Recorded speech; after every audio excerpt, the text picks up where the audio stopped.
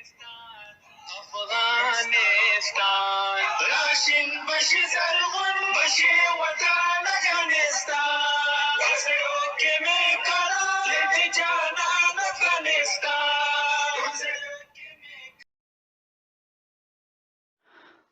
سلامونه نیک هیله احترامات هیله د ټول برو جوړ او شتمن وي. راځو دوستانو نن د الماني ژبې دوهم درس وایو. په دې درس کې مو د حروف ویلې، نن راځو ارتیکل وایو. د حرف رفت. دوستانو ارتیکل د اوس لپاره په الماني ژبه کې په دوه ډوله ده.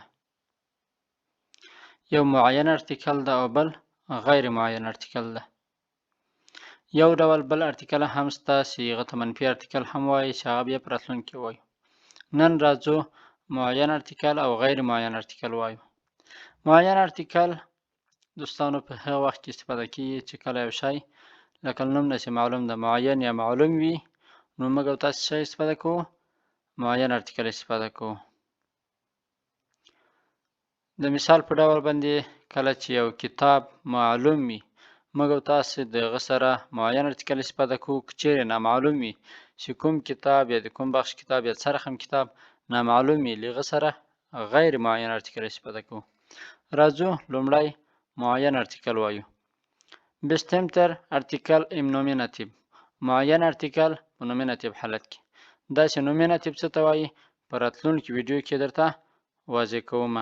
دلته ځکه که چیرې دلته جزئیاتو ته لاړ شو ویډیو غټیږي. بستمتر ارتیکل ام نومیناتیو. معین ارتیکل په نومیناتیو حالت کې. ماسکولین د مذکر لپاره دیر ده.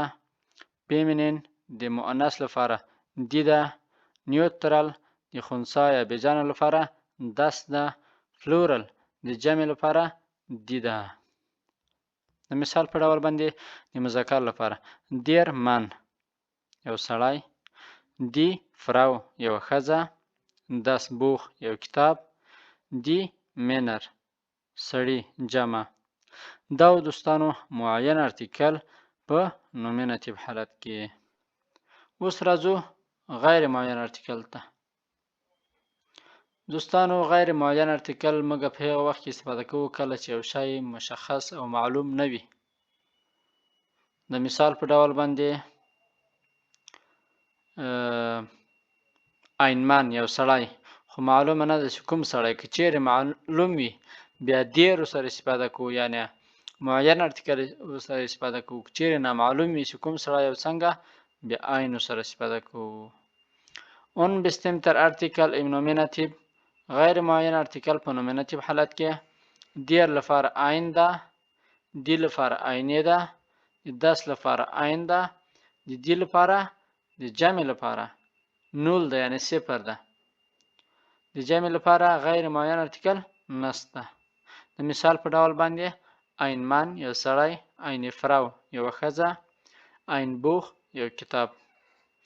دا دوستانو معین او غیر معین ارتیکل. اوس راځو د لغتونو برخه ته. ورتر لغتونه. دی تاشه بایک یا بکسه. Ich habe eine Tasche gekauft. ما یو بکسه واخیستله. Der Bleistift پنسل. Mein Bleistift ist blau. زما پنسل آبی ده.